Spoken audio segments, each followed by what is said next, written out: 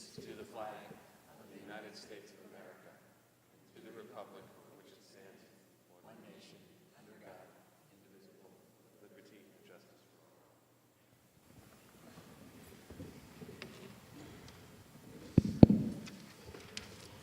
Good evening. This is both the annual reorganization and regular meeting of the Bernards Township Board of Education.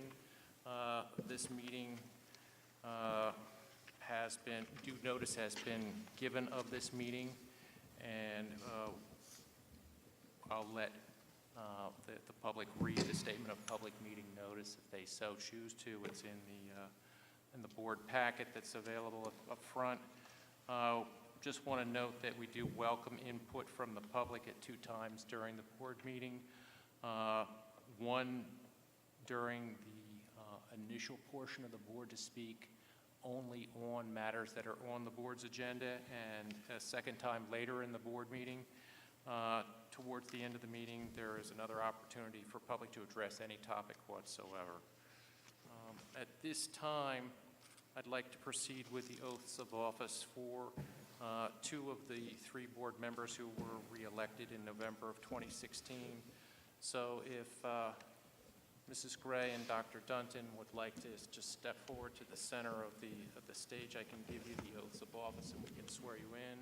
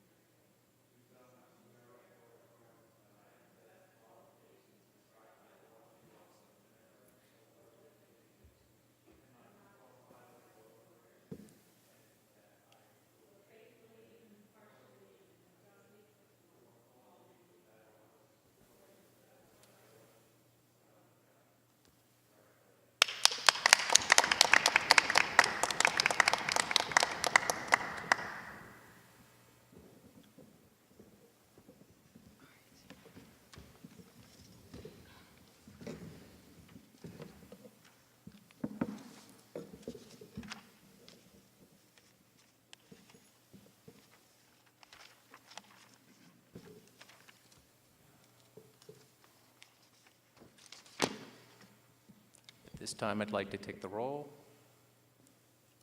Mrs. Swerner? Here. Mrs. Gray? Here. Dr. Dunton? Here. Mrs. McCune? Here. Mrs. Richmond? Here. Mrs. Woldridge? Here. Mr. Markarian? Here. Mr. Syatt? Here.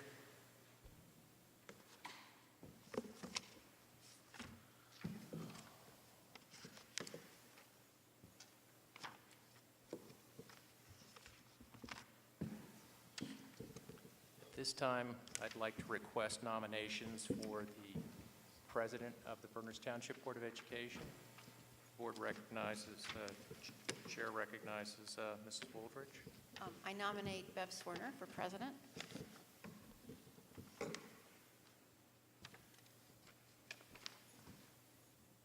Is there a second? Mrs. Richmond?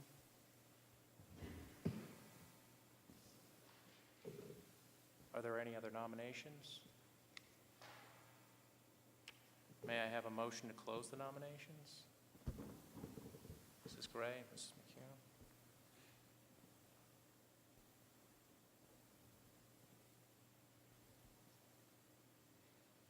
This time I'd like to call a roll call vote.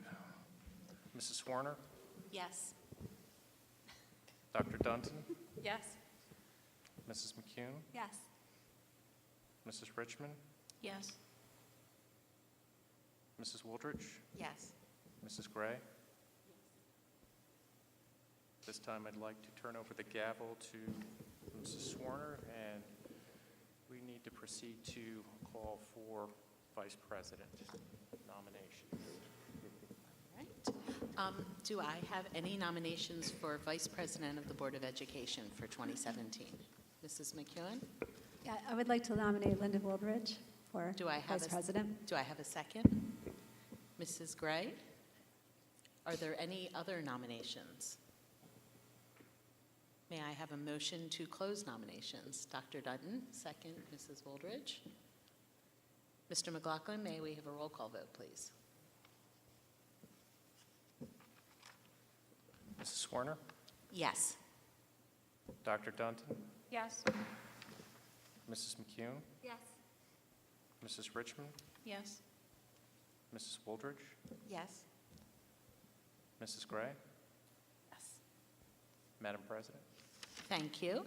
And I would like to congratulate Dr. Dutton and Mrs. Gray on being sworn in as board members. We all appreciate the time and dedication you have agreed to commit yourselves to in serving the students in our community. So thank you for that. And thank you, Mrs. Wooldridge. I look forward to working with you again. All right, so we are now up to our regular session agenda, and we have item number 9, which is to approve the 2017-2018 Board of Education meeting schedule. Do we do a roll call vote on that one? All right, Mr. McLaughlin? I need a motion. Oh, I need a motion. Mrs. Wooldridge, second, Dr. Dutton.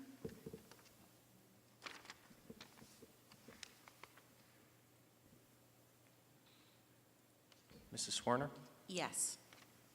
Mrs. Gray, Dr. Dunton, Yes. Mrs. Richmond, Yes. Mrs. Wooldridge, Yes. Mrs. McCune, Yes. Madam President.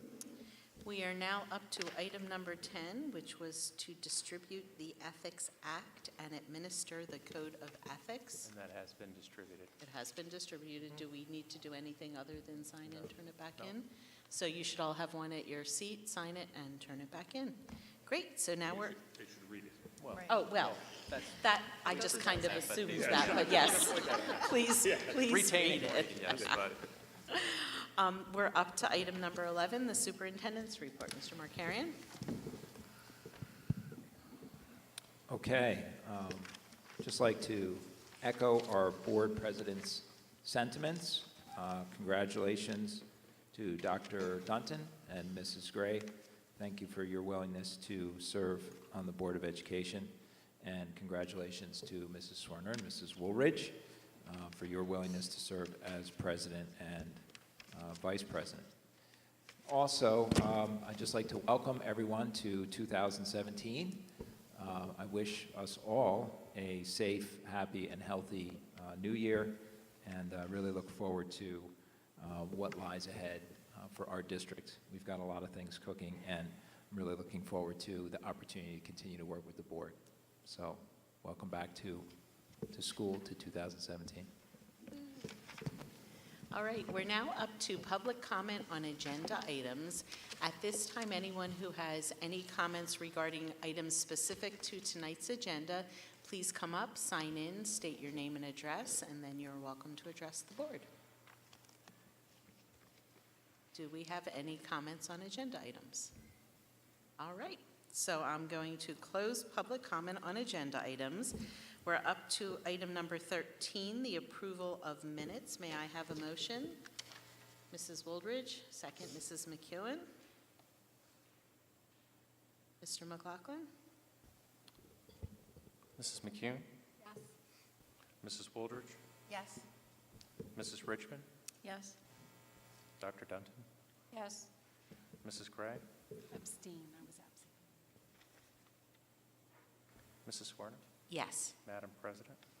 All right, we are now up to committee reports, starting with finance, where it looks like there are 2 items to move. May I have a motion for finances, items 1 and 2? Mrs. Wooldridge, may I have a second? Mrs. McEwen? Mrs. Wooldridge, any comments on the I can items? actually comment on those, if you Mr. like. McLaughlin's going to comment. Okay. So, item number 1, wait a minute, I'm on the wrong page here. Yeah, let me flip to this one. I believe believe we have the approval of a general transportation agreement with the Morris Union Jointure. What's precipitating this is that we had a route that was provided by a private bus contractor back in, I think it was December, who dropped the route. The Morris Union Jointure stepped in and covered it for 2 days, and state law requires that we have a contract with them, even if it's just for 2 days. So we did this, obviously, as a subsequent to event motion because we needed to cover the route, but it was an $1,100 route for 2 days. So that's the Morris Union Jointure, and the other are field trip destinations. Are there any questions? All right, we're ready for a roll call. Mrs. Swerner? Yes. Mrs. Gray? Dr. Dunton? Yes. Mrs. Richmond? Yes. Mrs. Wooldridge? Yes. Mrs. McCune? Yes. Madam President? Personnel, is there anything to report? Personnel has not met since our last meeting. I know that policy has not met since it was last reported out, and Mr. Fry is not here. Curriculum. Well, we've not met since this body met. We also haven't reported out from the previous time that we had met. So that was,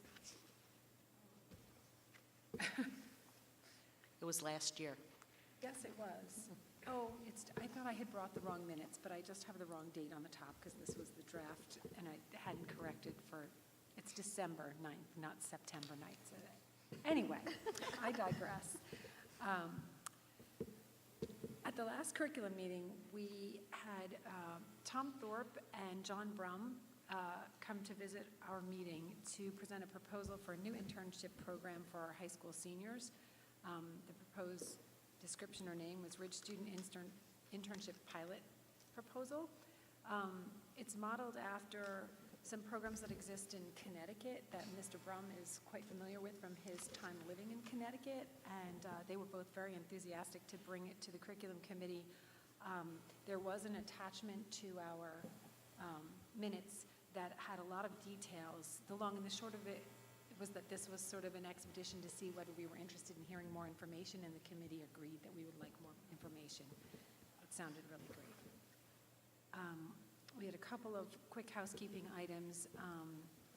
Students interested in taking Calc BC immediately following honors pre-calc must have an A. That was just a clarification. That's something new this year that the math department is trying. The Ridge High School STEAM application process was discussed briefly, and Dr. Heineman notified the committee that the information for the application went out to families of all 8th grade students. Board members took an opportunity to share some of their concerns about specific items on the application. There was some discussion following, and it was agreed that perhaps the way the questions are worded or the choices that were offered to help the kids answer the questions could be tweaked so that it doesn't give the false impressions that some of the parents were gathering. Academic Planning Night is scheduled for 8th graders for January 18th, and it has been revamped since last year. In addition to the subject area sessions that were provided last year, there will also be an open house style portion in which students and parents will be afforded the opportunity to peruse reading materials, textbooks, and assignments to get a sense of what the course content looks like. An overview of Academic Planning Night will be given at the January 11th WMN and PTO meeting. There was a change in course title for forensic speaking. It's now going to be speech and debate. Ms. Bowman reported that the last of the world language course name changes have been finalized. These were also included in the attachments, and they're just to make uniform naming convention for the world languages. There were some new course proposals in math. My apologies, not math, but world languages.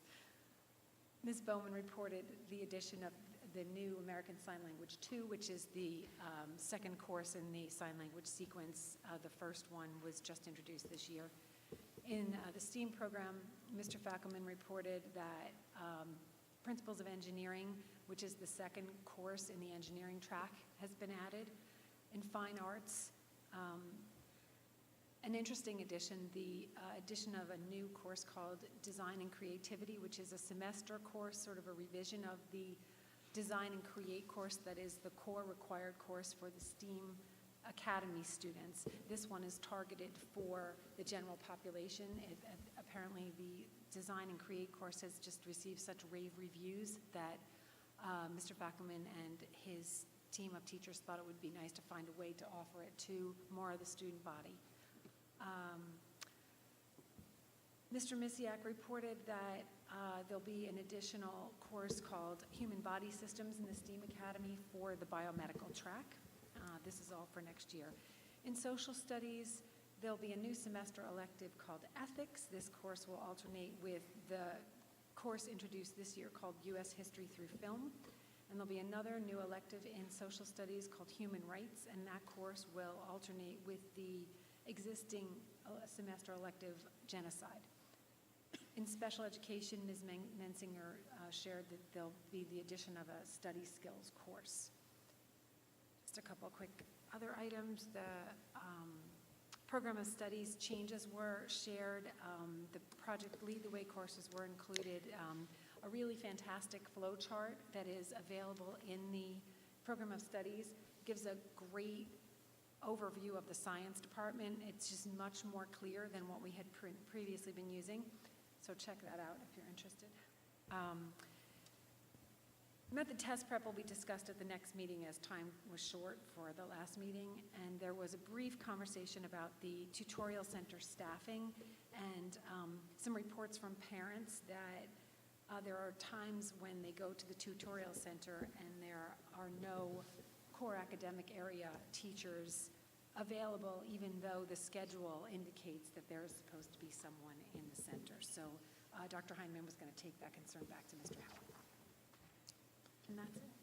Thank you. Are there any questions for Mrs. Gray?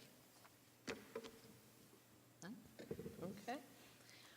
Advocacy, is there anything to report? No, our next meeting is January 9th, next Monday. That's it. Any liaison reports?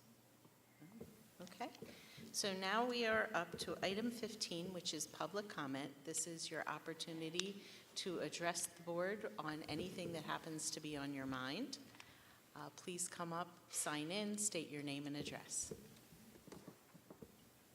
I think there's 6 people in the audience. I'm gonna...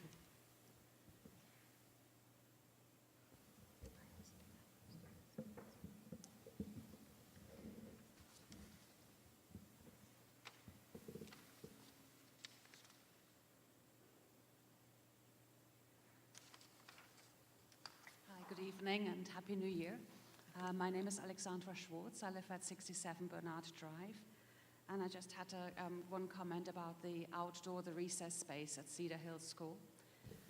Over the last summer, the district made some modifications to the front of the schools with a new entrance system to increase the safety at the school. So we now have the system with 2 double doors and signing in and everything.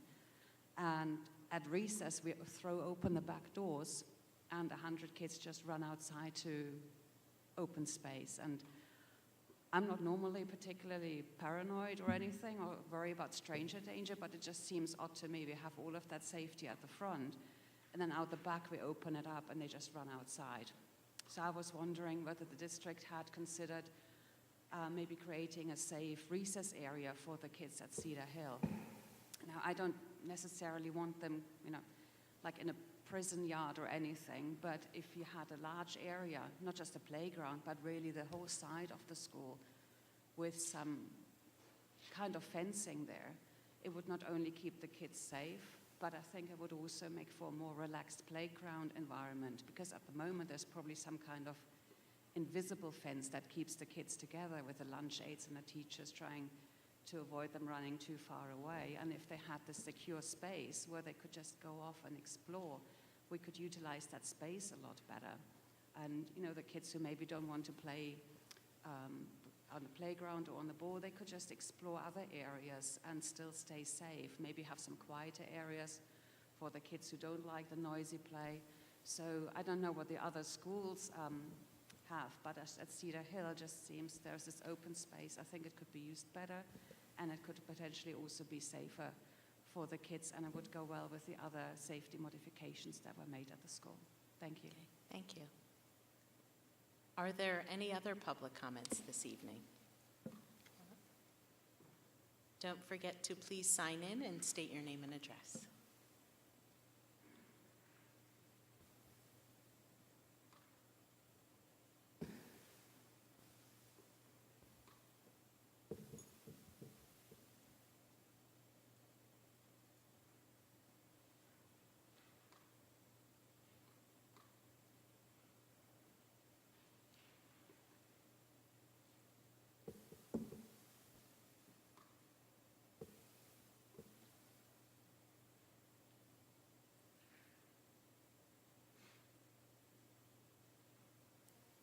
Hi, my name's Angelica. I live at 3402 Balsam Way in the Cedars.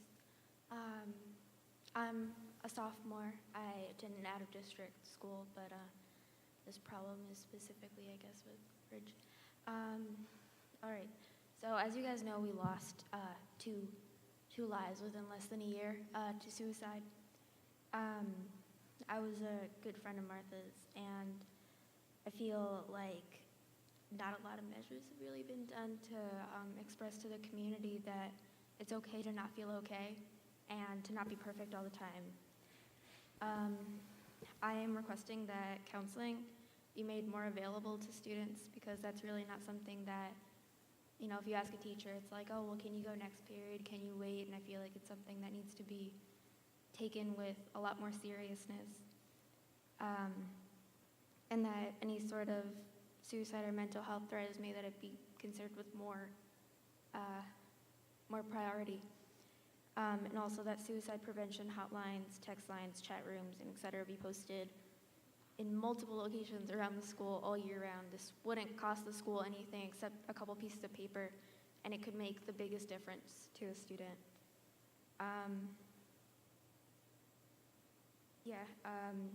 And also, I'm requesting that March 29th, which would be the anniversary of Martha Moyer's passing, that she receive a moment of silence, and that, you know, suicide prevention outlets and things be very prevalent to students, really to commemorate what had happened to her, and really just show people that, like, this isn't the answer, that, you know, you can get through this. And this, I'm requesting this motion be called Martha's Month.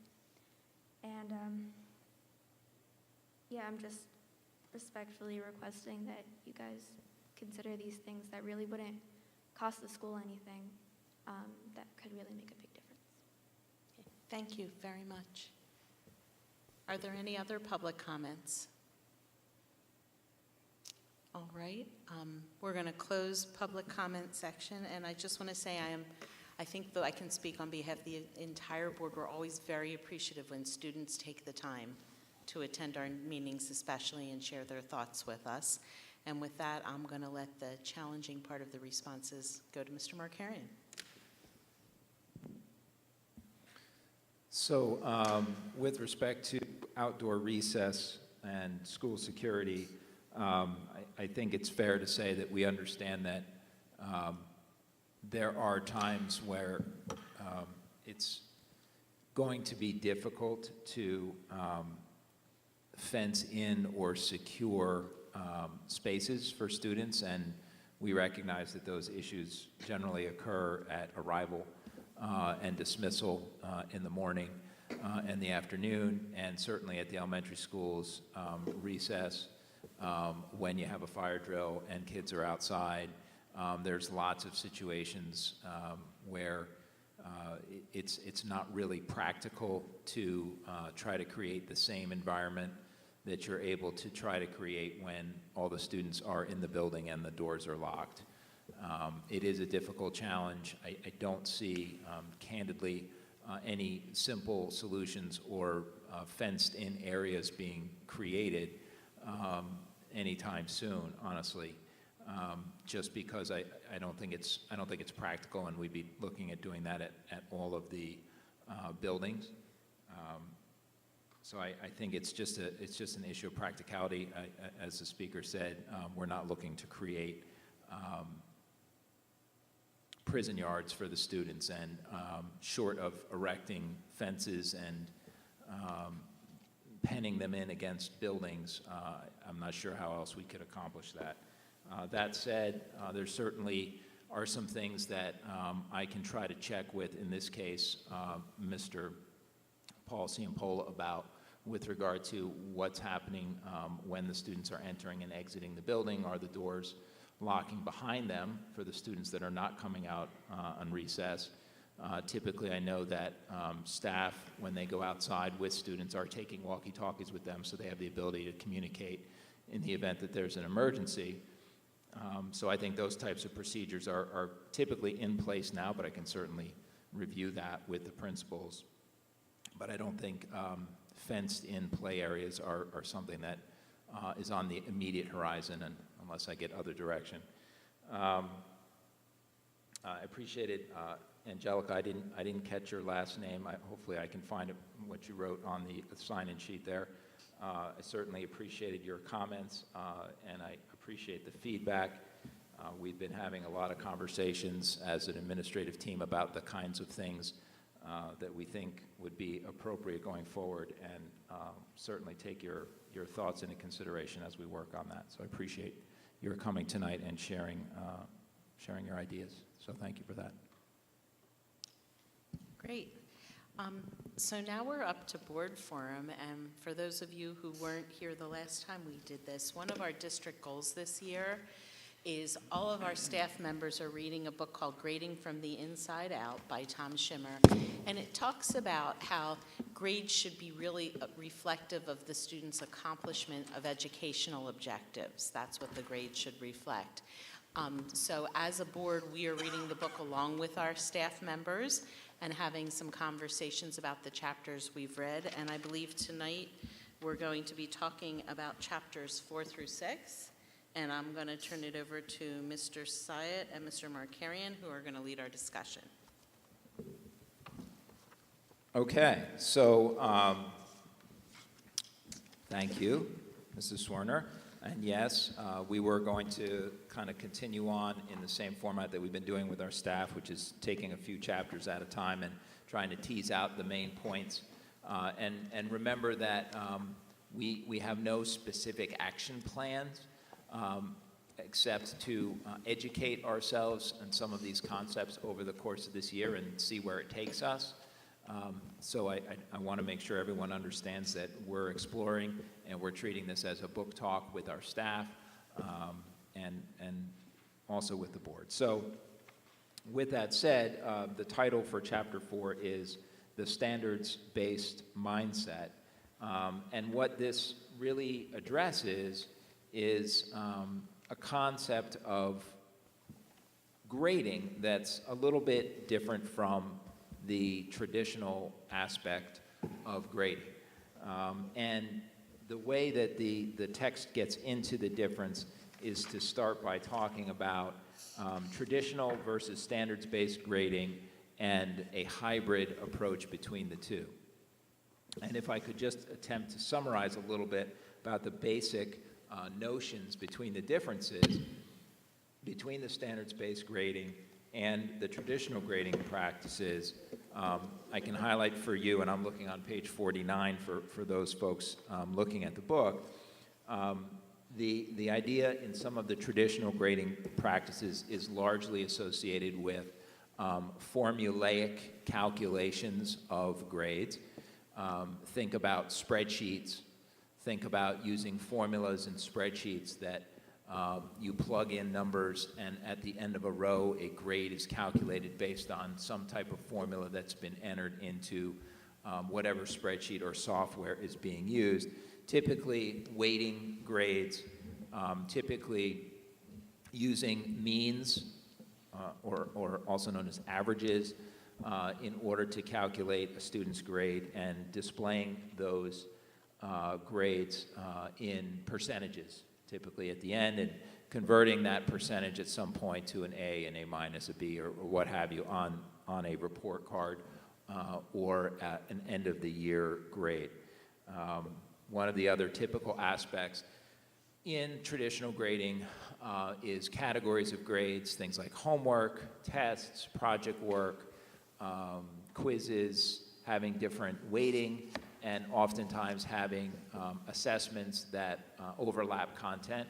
So for example, quizzes throughout a particular unit, and then at the end of the unit you might have a unit test which assesses some of the same material or all of the material that might have been assessed already on quizzes. So you have sort of overlapping assessments going on. And that's very traditional, very typical.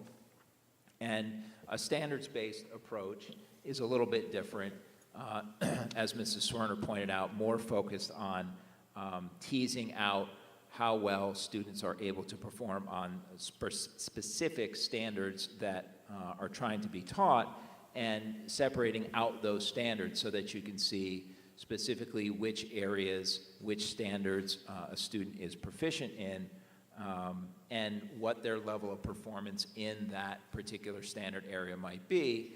And in a standards-based approach, you might not have a grade range from 0 to 100 points or 0 to 100%. You might rather gauge proficiency with using the word proficient. So partially proficient or highly effective or developing, things that you might more associate with some of the language that's used in an elementary school report card. Or you might think of it simply on a 5-point scale instead of on a 100-point scale. Maybe 5 being mastery and 0 meaning no mastery whatsoever, and 1, 2, 3, and 4 somewhere in between. So clearly going from a traditional grade point scale of A, B, C, D, and 0 to 100 points, going from there, cold turkey, to a completely different approach of saying, okay, now we're going to grade everything on a 5-point scale, and you either get a 0, 1, 2, 3, 4, or 5, is a huge shift in approach, and one that would not, I don't think, be easy to implement, and one that I think from a teacher standpoint be one that is too big a leap if you were to make a change. So what this chapter deals with is a consideration for trying to get staff members, trying to get adults, parents, to recognize what the principles are in a standards-based mindset, and to get the staff members to think about those principles as a way of modifying the approach that they use currently. And the text refers to this as sort of a hybrid approach to standards-based assessment, meaning that standards-based assessment on a 5-point scale or something similar is way up here, and where we are in a traditional sense is way over here. And somewhere in between, you have the opportunity to think about assessment from a standards-based approach without necessarily flipping a switch from off to on and turning your entire grading approach upside down. And I think that the author is trying to get across the point that you can apply the principles of the standards-based approach even within a traditional grading setting. And over time, if people develop an appreciation for that approach within a traditional grading system, ultimately someday down the road, if it were deemed appropriate, you might actually change your nomenclature as well. You think I captured that, Mr. Stein? Yeah, you took most of my thunder there. That was very well done. Yeah, so the other thing, too, that I know the author talks a lot about is this idea of timing and frequency in looking at the hybrid model. So when the author talks about making this change for teachers, which, as Mr. Markarian said, is a big adjustment to the standards-based mindset, he focuses a lot on, in this chapter and in subsequent chapters, on how often students are assessed and the timing of it. So he places particular emphasis on the fact that the student at the end of a particular chapter, where they are, is more important than where they were when they began the chapter. So should the teacher consider then placing more weight or more value on where the child's grades are at the end of that unit versus where they were at the beginning? And that's certainly a shift for teachers, because when you consider how the traditional practice for teachers, a test at the beginning of a unit is often the same value as the test at the end of the unit. But a lot of times a pre-assessment is given. That pre-assessment may have a weight or a value to it. And that's important for the teacher to determine where their students' readiness levels are. But what's the weight that's placed on that pre-assessment versus the weight at the end of the assignment? Is that weight at the end of the assignment equal to the pre-assessment? What the author is talking about is perhaps the teacher should consider the timing of the assessment. In other words, putting more weight on those later assessments. If a student's demonstrating, hey, they struggled at the beginning of that unit, but boy, at the end of this unit, they've really demonstrated a mastery. Should they be penalized as much for let's say, struggling on those first few introductory assessments? That author spends a lot of time on that idea. And then the other thing, too, is the student should have frequent opportunities to be assessed so that there are multiple ways that they can be measured. And also, we hear this a lot, too, that one bad grade doesn't destroy the marking period grade, that there are multiple opportunities for that student to demonstrate a mastery. And he also talks, if you can remember last time, this idea of not feeling like they're losing the game, right? So if they've met with some disappointment on the first couple assignments, some students may have a tendency to check out or be jaded about the class or the unit. In this mindset, the standards-based mindset, the students have an opportunity. They know that if they demonstrate mastery by the end of the unit, there's a lot of value that will be placed on that end point in that assessment, in that unit, excuse me. So I think that the thing that I took out of this is that actually a lot of the ideas here we are seeing already at Ridge. A lot of this is not new. This isn't revolutionary, but there is a definite struggle. And I think that the visual on page 50 does a nice job of kind of showing you that bridge where the standards-based mindset is kind of that bridge between the standards-based grading and traditional grading practices. Well, if you look at some of the ideas in that bubble, that standards-based mindset bubble, those are some of the ideas that we're actually going to be talking about over the next couple of chapters. The one in particular I know that we'll spend some time on is this idea of repurposing homework. And again, the couple of things that I mentioned, looking at the most recent evidence as being the most important, because isn't the ultimate objective that the student master the subject matter, that master the content, so that by the end of that chapter, they can demonstrate to that teacher that they have in fact mastered content and that, yeah, they struggled, but maybe that wasn't as important, those grades, because at the end of the day, they've mastered content. So those are some of the things that we drew out of this chapter. And I know Mr. Markarian touched a little bit on this idea of traditional categories, which were on top of page 54, but I don't want to completely monopolize this. Does any of the board members want to weigh in? I want to. We covered If a I lot could of just, kind of highlight a little bit too about what we're talking about when you talk about the mean and looking at each student's quiz or test grades as they progress through the unit. The notion of not throwing out, the baby with the bathwater, so to speak, and it's not that you would ignore the data that you've collected. It's that you would put it in the context of the timing that Mr. Syed's talking about, such that if, in fact, you had a system where smaller assessments or quizzes were actually formative in nature throughout the course of the unit, and then you gave a summative assessment at the end of the unit where the student has shown that they've actually gotten to the point where they really have a pretty high level of mastery on standards that were assessed 3 weeks ago. They've got them down much better now in that final unit assessment. Is it really accurate to say that the standards that you assessed 3 weeks ago, where a student may have been performing at a D level, if you will, now they've done those same standards again and demonstrated a B plus mastery type level, is it really fair to report, is it accurate to report that their proficiency is at the D level? Yet that's exactly what you're factoring in if you use a straight mean calculation, a straight averaging system that doesn't allow the teacher to practice the art of determining a grade, and it just insists on the teacher using the calculation of the grade.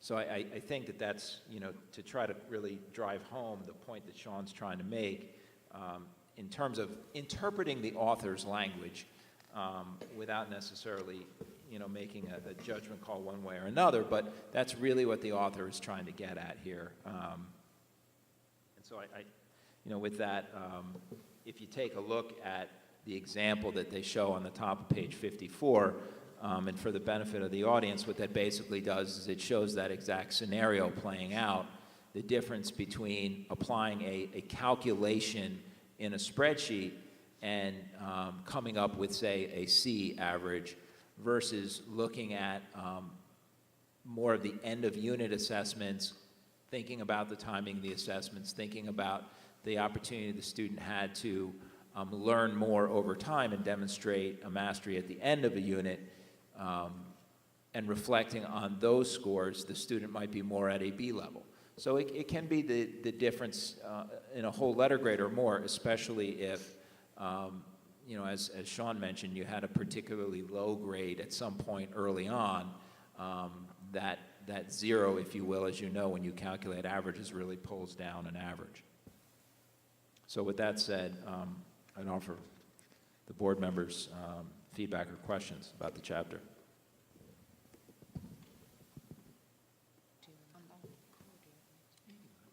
Dr. Dunton? So based on the questions that we received ahead of time, what I got out of looking for the answers to those was that the difference between grade determination and grade calculation, according to the author, is the professional judgment of the teacher. And this thing about the art of grading is that the teacher can apply their professional judgment and experience to the assessment. So I'm finding a little bit of confusion between this standards-based mindset and that, we're assessing students based on certain standards, but I see a sort of a peril here for this teacher discretion component. And then I also know, having been parent people through the traditional method for many, many years, that students knowing at the outset what the criteria are, and they can take ownership and they have only themselves to blame for when things don't go right. At least I think that's the traditional mindset. So I don't know what this, increasing the art of grading, how is that going to work ahead of time? Because I think that it's an important thing for students to know ahead of time. I don't know that the markers should, I'm not sure that they should be so movable and independent, for a student. And the author gives multiple examples of a student who fits this growth trajectory and a student whose performance is more erratic. And how do you apply your judgment as to which scores are most relevant to that student's actual mastery of standards and which aren't. And it's sounding, just from reading the chapter, like the idea is that it would be very variable. It would depend on teacher judgment. So I think maybe that works well at the lower grade levels, but I'm a little concerned about it at the high school level, because the students really need to know what they're trying for. You know what I'm saying? At the outset of the marking period. That's just the thoughts I had from that chapter.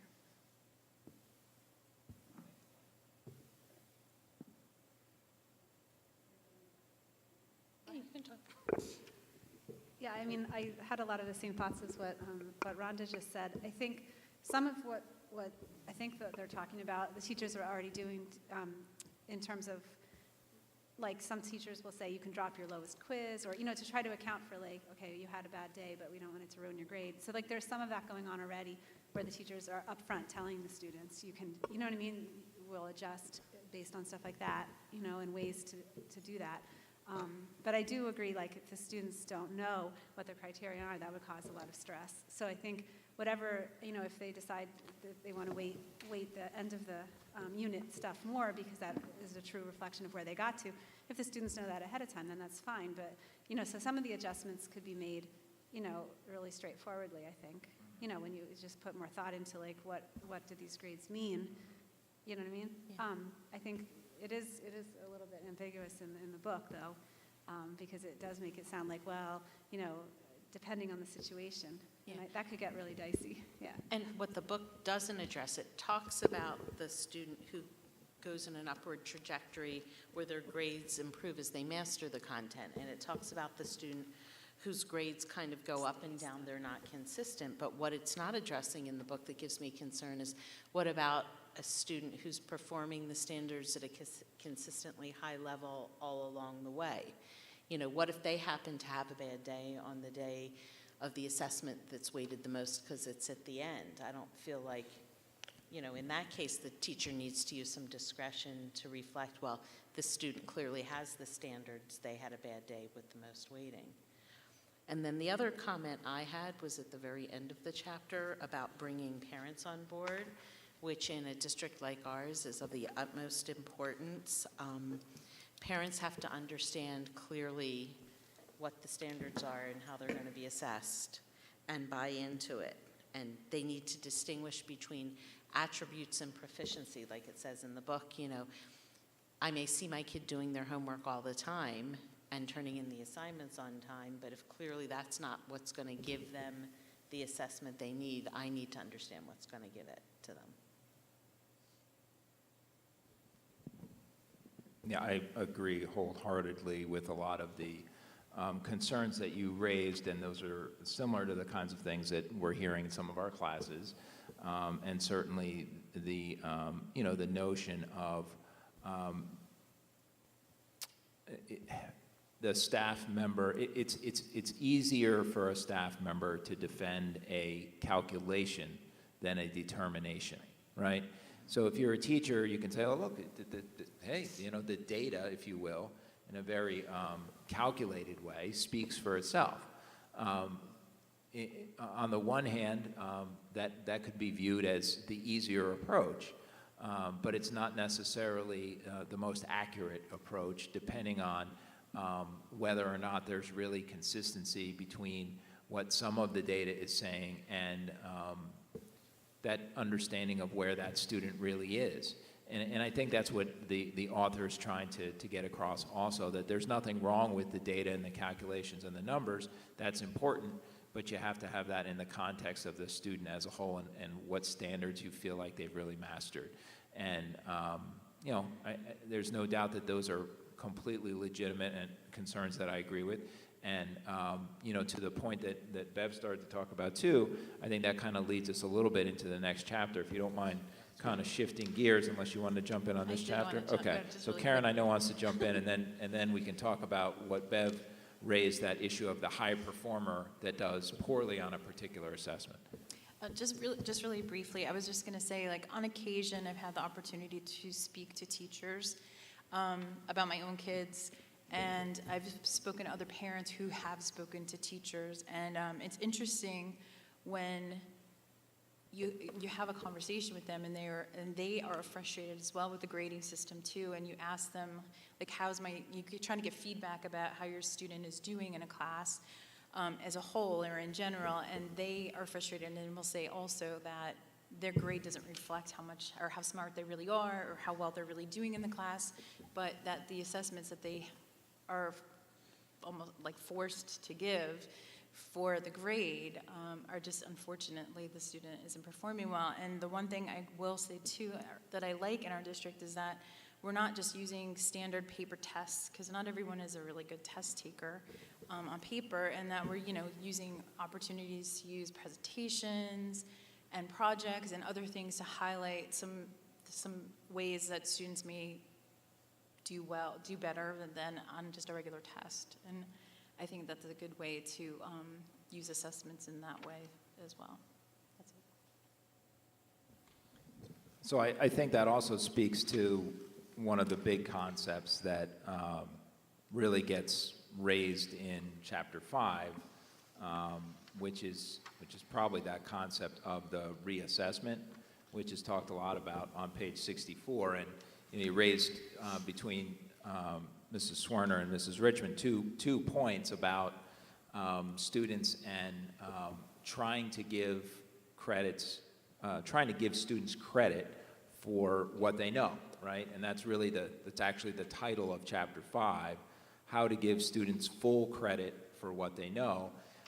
And it's true that sometimes as a teacher, there's a frustration, and that's because sometimes students won't perform as well on particular assessments as you think that they should, knowing and seeing what they're doing in the classroom on a daily basis, and then sometimes they take a particular assessment and they don't do as well as you think they're going to. And is that sometimes because the student's responsible? It's not the teacher giving them the grade, it's the student earning the grade. Yes, sometimes that's the case, but having been there, when you're a teacher, I think, if you're honest with yourself, when the students don't do well, you feel like, that's partly your fault too. And if it's one student that didn't do particularly well and you expect them to, versus many students seem to do not as well as you might have expected on a particular assessment, you're very reflective on that. And I think that teachers take that personally, because they want their students to succeed, and they do carry their share of that burden. We all need to carry some share of that burden, whether it's the students, the parents, the teachers, so when things don't go well, we all feel it. We all don't feel good about it, and one of the ways that I think that we can address that, and as Sean said, and as Mrs. McEwen mentioned as well, we do have a lot of teachers practicing things that alleviate some of these situations, even to the extent of reassessment, which I think is one of the central points in Chapter 5, whereby, you want to motivate the students, and one way to motivate the students is to give them the notion that they have some control over how they're doing. And that gives them some confidence about their learning as well, to be confident that they can learn things, and maybe with a little bit more time and an opportunity to be reassessed, even to be reassessed in a different format that shows their mastery of a particular standard. That's really what the heart of Chapter 5 is about. And in the same manner, if a student takes a summative assessment who typically does extremely well, and for whatever reason didn't do well on a particular assessment, they have that opportunity to say, wow, I need to relearn this in some way, and if I can relearn it, can I be reassessed to demonstrate that I really do know these standards? And if I can show you that I do know these standards, isn't that a win for both of us? You want me to learn it, and I want to do well. So we both benefit if I am reassessed and show that I've learned the content. So I think that's the key issue in the reassessment. You want to jump in on that one at all, Sean? Yeah, and I was going to actually, I think this touches on what Mrs. Danton talked about too, where the scary part for some folks is that idea of the teacher's grade determination. The calculation, as Mr. Mark said, is the easy part, right? It's numbers, it's math. But the grade determination can be a little fuzzy, because unless that teacher, just like they do now, establishes some, now it's more class rules, regulations, but there would have to be guiding principles in determining reassessment and or determining alternate assignments. Those would have to be established up front. It'd have to be shared with parents, back to school night. It'd have to be made very clear with students, and it would vary by subject potentially. But this idea on page 69, the reassessment reflection sheet, that idea really is what we're seeing a lot in our language arts classes is this idea of metacognition. But the difference here is we're actually tying that idea to specific standards, right? So we're giving the students an opportunity to learn in a different way. We're not calling it a retest. It isn't a retest. It's an opportunity for students to learn and demonstrate they've learned in a different way. And so it doesn't feel like all you're simply doing is handing them another test, because you're not. You're giving them an opportunity to demonstrate it differently and also link it to the standards that were on that original assessment. So for many students, again, it's that idea of building confidence. So they've done poorly on a test. I've got another way that I can demonstrate that I've mastered the subject material, and I'm doing it really at a higher, in some regard, at a higher ability level, because it's metacognitively, right? I'm looking at why I didn't do so well in the last assessment, what I'm going to do differently here, and I'm linking it to standards. So if you look on, this is one of the, I'm not supposed to give my opinion, but this is one of my favorite visuals in the book, is this areas of strength. So if you take a look at this, we're asking the students to actually target the specific standard, and then where they need a little bit more practice and why, and where they feel like they need more learning and why, and link it to standards.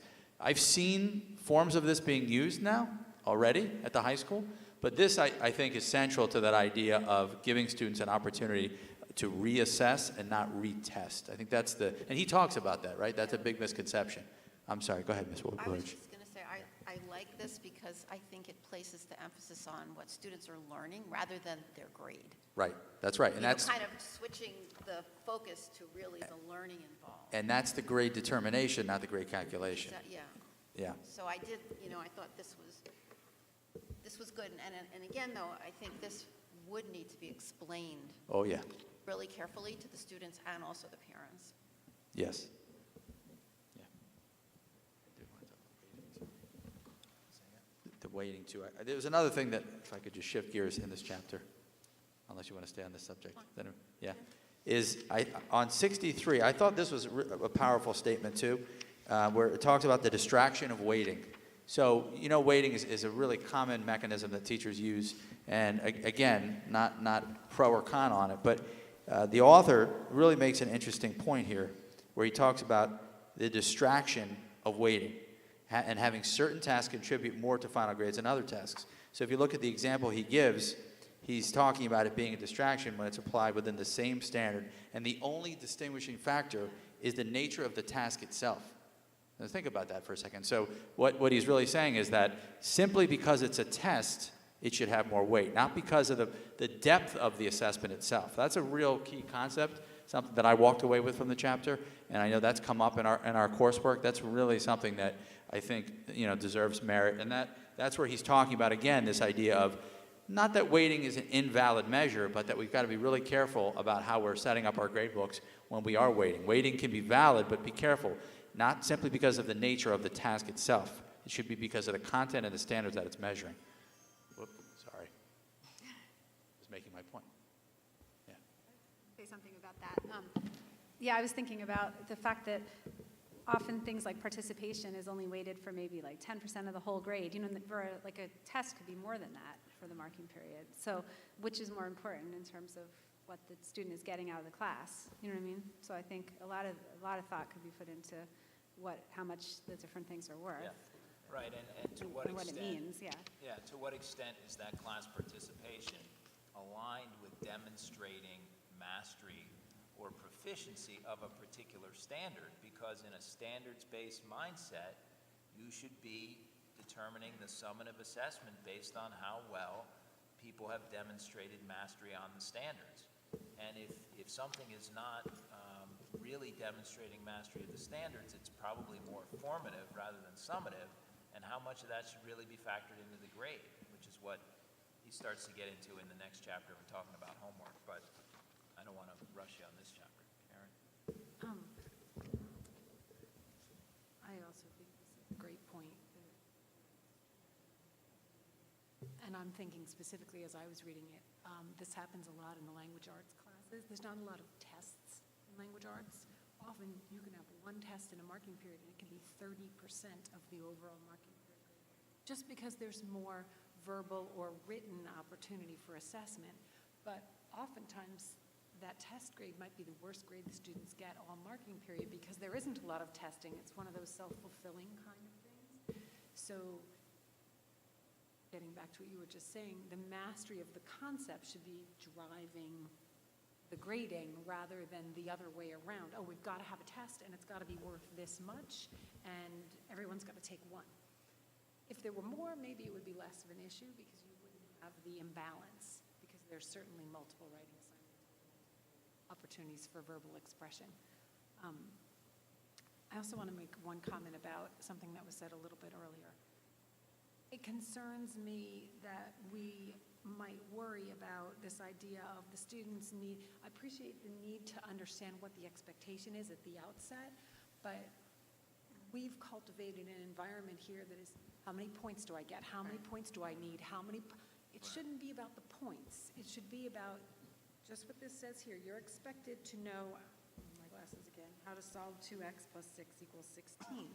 Whether we call it a quiz, whether we call it a test, whether we call it a homework assignment, at the end of it, you should know how to do that in order to progress to the next topic, section, unit, whatever it is.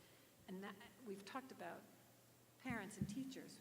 We'd have to teach the students that understanding, not separate from teaching them the content. We'd have to teach them how to understand that it's okay to let go of the idea of the points and, the weighting and that meaning the grade point weighting and all of that. I think that could be pretty challenging. Yeah, I think so too, but I think it kind of gets back to that, sort of fundamental shift in thinking between focusing on the learning and the standards and the ability to do the tasks or demonstrate the mastery of what it is that we're trying to teach versus that traditional averaging, I think that scenario that you talked about with the one big assessment is a great context for students to have the ability to be reassessed and reflect on what they did well on, which standards they mastered well, and in a standards-based mindset, hopefully there's a way to tease out in that assessment and the feedback the students got, tease out which standards they did well on and which ones they didn't in a large assessment like that so that they can reflect on, well, I did really well on this, but I totally messed up this whole section. Why? Well, what was the standard there? Let me reflect, oh, that standard was this. I guess I really don't get that. What am I going to do to prepare to be reassessed on that so that that one assessment isn't a killer? And in that situation, too, that you described, what other data does the teacher have to come up with a grade? And what can they point to, right? Because the teachers, in the context of the high school environment, they still have to have something that demonstrates why is the grade what it is, which speaks to Dr. Duncan's point in the beginning. You got to lay out for me what are the rules of the game here. As long as we could maybe shift a little bit more, well, the game is really to learn, right? Not just to get the maximum points. But I mean, there's a reality, and we know what that reality is. That families and kids are competing and trying to get into colleges, and so this conversation in that context is a little bit challenging. But to try to raise a little bit the level of, don't forget that it's about the learning first. And I think that people that if there's a little bit of thought put into it, when the learning is the priority and when the students are really striving to demonstrate that they've learned, the grades are going to come. You demonstrate that you've learned, we're going to have a way to give you full credit for showing what you knew.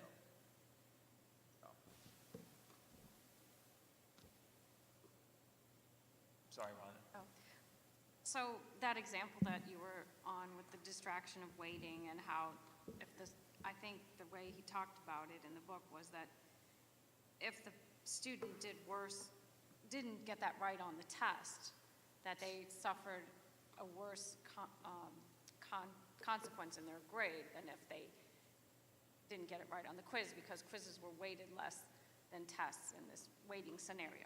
So that's kind of the opposite of what they said in the previous chapter, which was that we really should be looking at the later summative things as being weighted more, because for the slow starters and people that they show in the end, they've mastered it. So now they gave an example of someone who appeared to have mastered it, but then in the end, Right. they messed up. Right. So, you know, the arguments seem to be, you know, going both ways. Yeah, I think what he's saying in that discussion about the weighting is that the weighting is confusing, right? If you took that weighting out of the equation, then it would become more an issue of the timing of the assessment, meaning I learned it eventually. So if you show me that you eventually learned it, just because you didn't get it at first, doesn't mean I'm going to penalize you later. And that then is about the learning and when the learning occurred. But I and think the it's- weighting of tests actually goes with the philosophy of later, because the tests are at the end, they're unit tests, and the quizzes are like intermediate steps. I'm not sure that, I mean, it makes sense that, to me, that quizzes would be weighted less because they generally cover fewer standards than a test covers a broader, larger period of learning, so more standards.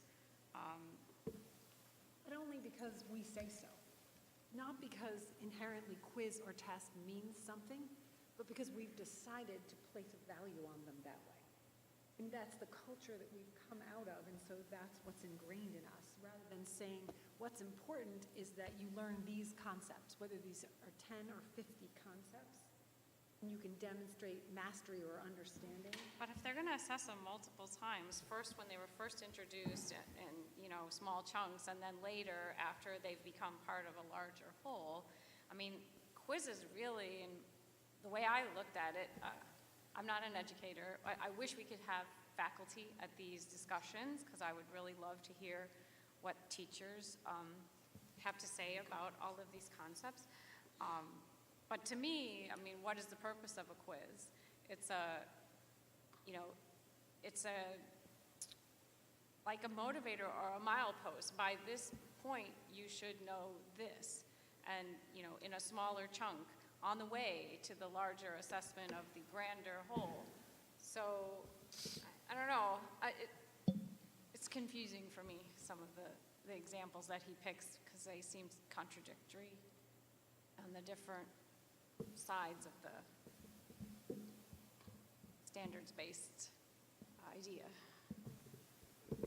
Yeah, I was thinking about how it would really depend on the subject matter, you know, that you were testing and stuff, how you could even set it up to do some of these things. Like I read some study once about a college, an experiment at a college where they gave a pop quiz every single class, and by the end of the semester, the students had learned a lot more than the other sections that didn't have this pop quiz every time. And the quizzes weren't worth much, but they had one each time. So, like, I mean, there's all kinds of motivating factors, right? Students study. And they actually went to class, but that was Yeah. college. That was college. But yeah, so I think it would depend on a lot of different factors. You know, the teachers would have to figure out like what would motivate the kids and what would work in that subject. You know what I mean? I don't think you could generalize about how you could set up tests and quizzes.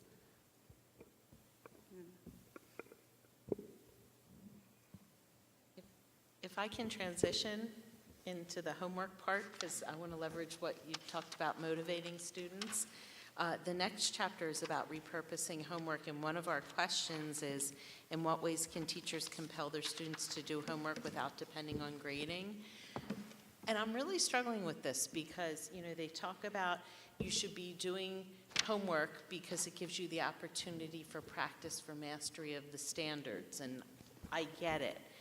But, you know, students are teenagers, and they really, without the incentive to get the grade or the point, the motivation isn't there. Like, I'll put it on me too. You know, we have to read this book to get ready for the Board of Ed meeting. Well, you know, that's kind of like homework, and it goes back to when I was in school and didn't feel like doing my homework. It just doesn't feel fun when you have to read something. So it's true. When you have to read it, it's, you know, not as engaging. So I'm really struggling with this concept of repurposing homework to make it an opportunity for practice. A good example of this is in the summer, we used to have optional math summer assignments. And for the most part, the students never did it. They never did it because it was optional. Once we made the summer assignments mandatory, they all did the assignments and they all came into math in the fall stronger and more prepared for the coursework because it wasn't optional. They weren't doing it for the love of the practice. They were doing it because they had to. So I don't have the answer to this. I think this might be good conversation. Linda? Well, I felt, basically, when I read the chapter, is that the author really didn't answer that question. Yeah. He went through a whole description of how, repurposing the homework and differentiating and everything, but I felt like he didn't really explain how that would motivate the students. I felt anyway when I was reading it. I was a little bit up in the air about that. Well, I think, just to kind of speak to that issue in general, I think he's very honest in the debate about homework. He talks a lot about, all the pros, the cons, the fors, the against, and there's a lot of arguments sort of both ways and research that he talks about as he gets into the, into the chapter, in the beginning part of the chapter. But I guess I kind of look at homework and his notion of what repurposing homework is as that issue of balance.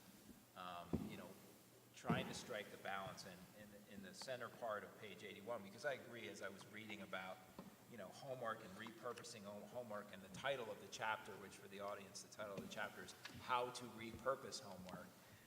And even in our little notes that we were creating for ourselves about, chapter 6, what does it mean to repurpose homework? I was like, what exactly does he mean? And I thought that his best effort to explain that was in the center of page 81, where he talks about repurposing homework essentially means solidifying it as a formative exercise that focuses more on the process than the final result, and on feedback and improvement rather than the accumulation of points and percentages.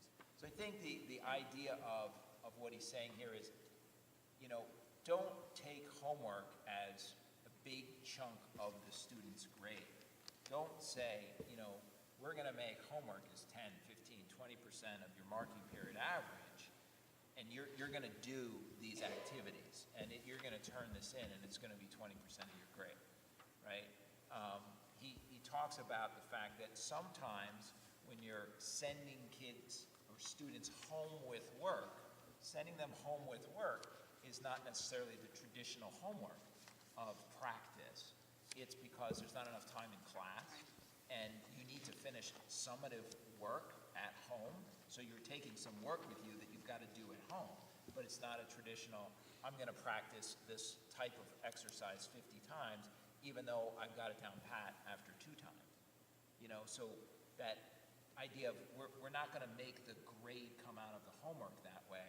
We're going to use it as a way to give the students feedback on the standards. So I agree that it's not perfect, and feel free to jump in on that, but making it a formative exercise to demonstrate how students are doing with the standards so that you can give the students feedback, but not making it an integral part of the grade, because formative doesn't equal your marking period grade. That's his whole argument. If it's formative, it's not summative. If it's not summative, it shouldn't carry the weight in the final average the same way a summative assessment does.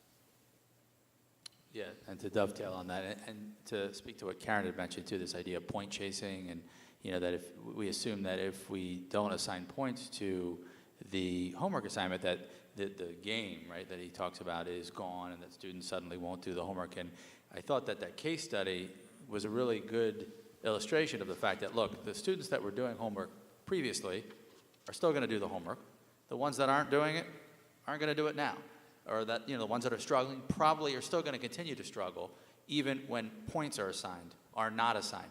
But the most important takeaway from that case study was that at the end of the day, he was getting more honest assessments from students about where they were with their own learning on homework assignments, because they weren't fearful of the fact that they were going to have points taken away. So he was getting much more honest feedback from kids, and they were coming back saying, I don't understand this, and I'm comfortable telling you that because there's not a punitive, I'm going to deduct 5 points on the homework assignment. So I know that's just one case study, but that's kind of his illustration of hey, look, it might not be as drastic a drop-off of kids not doing homework. And in this one example, I actually got more honest feedback from kids on where they were on homework assignments because they weren't afraid of losing the game, right, with points. That was just one takeaway. On the homework in general, I'd like to focus on something Nick just said that I think is wonderful, but in practical experience, I don't see a ton of homework feedback. If we're going to give homework, let's have it mean something. Don't send the kids home with 40 math problems and then don't ask them about it the next day. That's busy work. It takes an hour to do 40 math problems. And then the kids don't, and in a lot of cases, and I'm one of the maybe few who are fine with give it points, don't give it points. Make it be valuable. Let's make it have some meaning, and let's make it so that when the student does it and brings it in, they feel like, okay, well, gosh, I really struggled on those 3 or 4 problems. Am I going to get a chance to air out my questions and concerns? And when the kids confer with peers and they say, oh my God, number 23 and number 26 were just impossible. Did you know how to do them? Nope. But we're not going to talk about it in class today because we got to move forward to chapter 6. And then the kids really lose with their attitude toward homework because they're like, well, what was the point? I spent all that time on it. And I don't know any more than I did when I took it home and sat in my room or FaceTimed with my friend as we tried to figure this problem out. I like to see it, the feedback part of it, be integrated into our whatever classes. And if we decide, personally, my daughter currently has teachers who do grade homework and who don't grade homework. And she does her homework either way because the incentive is if she doesn't do the homework in the classes that it doesn't have any points value, she's probably going to struggle on that next quiz or test. Yeah, exactly. So And that's why they're the motivated motivator. to doing it anyway. Right. And he talks about that actually even on page 83 about the feedback. Will your feedback matter? You know, when you're giving the students feedback. And, you know, that kind of that matrix on page 80 of, you know, what are your answers to these questions when you think about giving a homework assignment? You know? I'd like to see like the form that you could fill out to do a test improvement. You know, if there was one for homework, like I just totally don't get this, you know, and this is what I don't get. You know, instead of completely stressing out, you know, spending a million hours trying to figure out a problem that you don't understand. But then if the teacher would get that form immediately and would see there was that many kids in the class that don't understand it, instead of them calling their friends and trying to get the answer and not really understanding it. You know? Yeah, I was looking actually at my wife's school district. One of the things they do, which I thought I was talking about this book, this idea of the home learning that I just talked about, and one of the things that the children are doing there in the elementary level even is they keep a homework journal. And the purpose of the homework journal isn't to talk about their experiences and how they feel about the homework, but it's to actually jot, right? Because that could be another journal, right? Yeah, a feelings journal. This is actually to talk about what you were talking about is what are you struggling with? What do you want to work on with the teacher when you come into class or in small reading groups or your math groups? And that idea comes out of the fact that they're not grading homework assignments. They're focusing more on giving feedback, and students, and these are 4th and 5th graders, are writing down some things they're struggling with. And obviously, I'm sure there's prompting at home, helping them through that at that age level. But finding patterns, and boy, I always seem to be struggling with this kind of problem. I'd like to try to figure out why. And I was struck by that just in looking at some of the you know, the hypothesis the kids were trying to come up with. Why am I struggling with this? And that's in that homework journal, that homework log. I forget what they called it. Well, you might also get, like, if it is easy for them to do math problems and they're not learning anything by doing 40 of them, and they said that, maybe the teacher gave them something else to do. Right. Yeah. I think it would just add, I'm sorry, did you go ahead? Oh, no, I was just going to say, does our map testing give you that kind of data where it could pinpoint a struggling area in a particular subject? Obviously, we only do math and English, but mostly math. Like if you were seeing a trend over and over and over, year after year, you know, from this fall to the spring, in the same, if you see growth or not in this particular thing. You could isolate it to a standard because map data is linked directly to standard. So if you saw a student struggling on a specific standard, you could try to drill down a little bit more. Right. Yeah. With regard to the idea of the journal and its meaning, I think teachers might be fascinated by what they would see, because a lot of times students come into the classroom, hopefully having done their homework, and the teacher says, how did everybody do? You know, so on and so forth, and everybody's like, good. And they just sit there because some of them are embarrassed to say, oh my God, I had no idea how to do those problems. And then the illusion is, everybody did good, but if they wrote it down and the teacher just kind of did one of these, they might learn things about what's going on with the kids that they're not openly sharing because it's an uncomfortable thing maybe to admit. Right. And that goes to the pop quiz issue too, because I had a teacher that did that in one of my classes in high school, and it was every day, and it wasn't a pop quiz because you knew it was coming. It was coming. You know, but it was a half a sheet of paper, and it was math, so it kind of lent itself to that. And, you know, it was basically a check on, did you understand this? Because now you're not texting at 2 in the morning with your friends to figure it out. You're not taking screenshots of your homework and sending it to your friends. You have to do this, you're sitting at your desk, and you're going to show whether or not you know it, right? So, you know, I think that speaks to kind of teacher technique in what are my checks for understanding? And how am I using homework? Is my homework, is the student's homework assignment what I'm going to use when they walk in the door for the check for understanding? Because maybe that's not the best approach to check for understanding if, you know, the kids were all collaborating and they, you know, but on their own now, I can't do that. You know, so. This was your teacher that gave a pop quiz every day? Well, it became the daily quiz after a while. Yeah, clearly the strategy worked because you became a math teacher. Robin just made a really good point that I think a lot of us with kids in the school now have considered at some point. Often they refer to have a college-age sibling, oh, can you help me do this proof or this whatever? They can help them maybe, but did they definitely get the understanding, or did they just plod through how to complete the problem? Right, but you know, when you think about your own learning, right? When you first learn something, regardless of what it is, I mean, do you like that, or is it something that you get that level of learning after you've explained it to 5 or 6 or 7 different people, where now you really have it down yourself, right? So I mean, I think that's that early learning, that middle learning, that mastery learning, that expert teacher learning, you know, and that's part of the timeliness of what we expect of our students, you know, the timeliness of mastery, and to what extent is it fair to take the level of mastery of a standard that they had at the beginning and average it in with their level of mastery at the end. You know, it's interesting about teaching and learning. Any other thoughts? I just wanted to go back to what Rhonda said before. I mean, I don't know what the ultimate goal is at the end of this, but I would love to hear what the teachers and administrators actually really thought about that. So I hope we're going to get some feedback at some point. Yeah, so actually, I think tomorrow or Thursday, I'm working with some administrators. We're finishing up a survey that we're going to administer sometime in late winter to the entire staff, so everybody that's taken the class. So we're going to get that feedback. We're going to be sharing it with everybody. Okay. So the public and the board will be able to look at the data. Yeah. Okay, thanks. Thank you. Do we have a, Can I just ask a question? Yeah. I don't know how this is exactly working, but is there a point at which, I know parents aren't reading maybe they're reading the book, but they haven't been engaged in this. And I'm wondering, is there a time or a place where the teachers or the supervisors will be able to hear feedback from a parent's point of view? We have a lot of teachers who are not parents of especially high school students or middle school students, where the homework and some of these other topics becomes a little more in our faces, so to speak.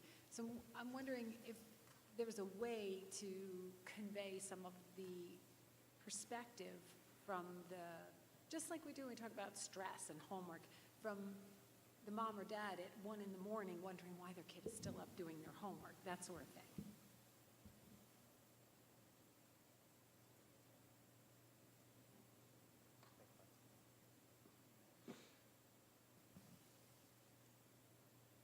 all right, do we have any additional topics for board forum tonight? No? may I have a motion for adjournment? Dr. Dunton, Mrs. Woolridge, we are adjourned.